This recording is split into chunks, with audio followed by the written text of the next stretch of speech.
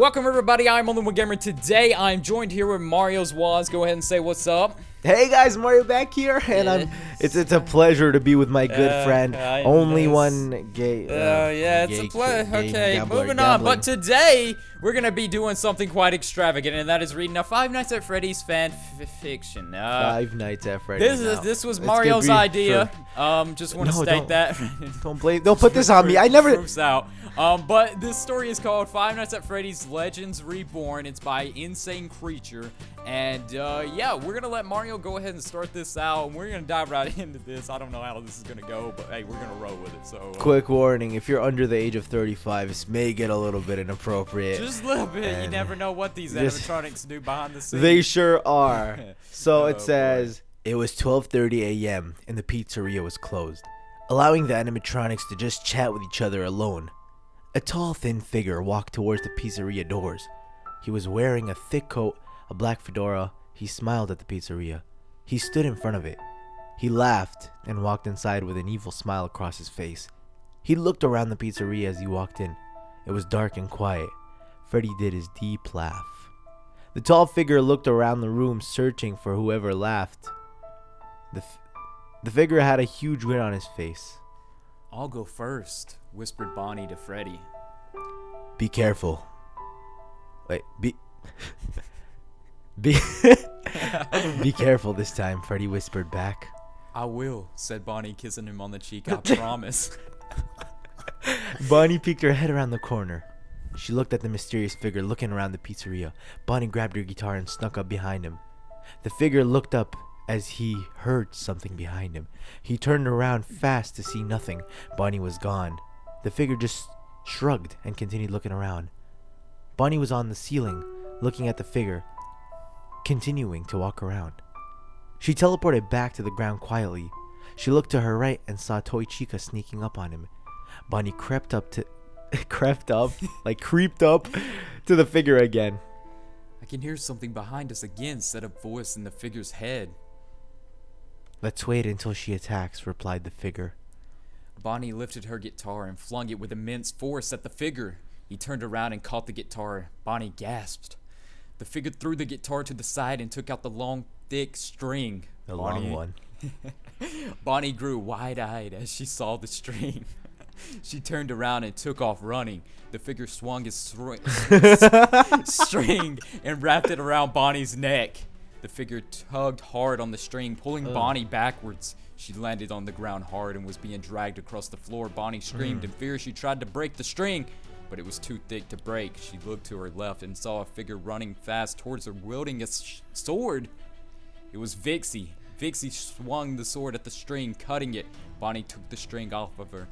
Vixie held her hook out. Her wrist opened up and her hook folded inside of it and was replaced by a hand. Dun, dun, "Come on, Bonnie," said Vixie. "We've got to take him down." "Yeah." Wait, what did they say? "Ye can do this, lass." Okay, alright. Bonnie smiled and grabbed it. Vixie helped her on her feet. Vixie looked to her right and saw Foxy looking at the figure, growling. I'm sorry, quick warning, I haven't read in a little bit, but you know, it's fine. Foxy looked at Vixie, nodding. She nodded back and they both ran towards the figure. The figure laughed as the two foxes charged at him. He pulled out two thick strings and began swinging them in circles, ready for the attackers. He's doing the helicopter kind of. Man, what's up with these strings though? Okay, I don't know. I think they're supposed to. I think they're metaphoric. Yeah, we gotta stay in character. All right. "Wait," said the figure. "Something is behind us." The figure turned around and Toy Chica jumped on top of him. She began to punch him repeatedly. The figure grabbed her and flung her across the room. Golden Freddy ran in front of Toy Chica and caught her. Toy Chica smiled at him and kissed him. "Thanks, Goldie," said Toy Chica happily. "I love you." Say it, ONG. I know you love me. Say it. "You too," said Golden Freddy, "but we're gonna have to have our fun some other time." Whoa. "I agree with you," said Toy Chica. They looked up and saw Vixie and Foxy having trouble fighting off the figure. Vixie was thrown at a wall. Vixie looked up, dazed by the impact. She got up and ran at the figure again. Foxy cut a piece of the figure's coat. The figure looked at Foxy and threw him across the room. Vixie jumped on top of him and slashed his back with her sword. The figure looked at her and clawed her.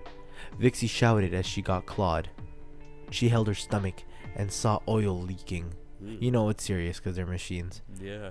Vixie looked at the figure, gritting her teeth. It hit her down to the ground. Wait, what? It hit her down to the ground and raised his claws. Then another vixen, at age of 19, jumped on top of him and clawed his face. She gave him a scratch on his face. The figure felt the scratch and laughed. Crystal, be careful, said Vixie as Fox helped her up. He's tough. I know, Mother, said Crystal, still clawing at him. I can take him. He's going down this time. Freddy and the others came out of hiding and ran towards the intruder. Chica had a belt strapped onto her waist. Holding a roll of knives around her waist, she grabbed 2 of them and flung them at the intruder. Behind you, said the voice. You're learning well. I know, Master, replied the figure. He turned around and dodged the knives. He got hit a couple times on his torso. That's very detailed. His torso. He grunted in pain. He grabbed Crystal from his head and tossed her to the ground. He grabbed the sword and put it to her neck. All the animatronics stopped in their tracks and looked at the scene wide-eyed. Crystal was breathing heavily as the tip of the sword was touching her neck. Then the figure removed the sword and laughed. He helped her up and took off the coat. And with that, I do believe we will sum up this part. Five Nights at Freddy's. But what do you got? Pretty much it. I was expecting more as he grabbed his robot buttocks, but none of that happened. Well, the story continues on, and I'm sure it maybe gets a little bit explicit, but we did see, a kiss happened in that, and that was quite intriguing. But yeah, this was a fanfic. We'll put this in the description if you guys want to go read the rest of it. We figured we'd do a little bit of a part of this, and I don't know. This is the first time I've ever read a fanfiction. Find out if it gets sexual. Let me know. I wanna. Yeah, I might just read it if it gets sexual. It's very interesting. Let us know what you guys thought in the comment section below, because this was definitely a turn of events, video-wise, for me and Mario to do. And it's very hard emotionally and physically. It was, I do love ONG, but definitely in that way. So yes, it was interesting. So with that being said, be sure to hit that like button. And any final words, Mario? Just thanks for watching, and I hope you enjoyed. Yep, bye.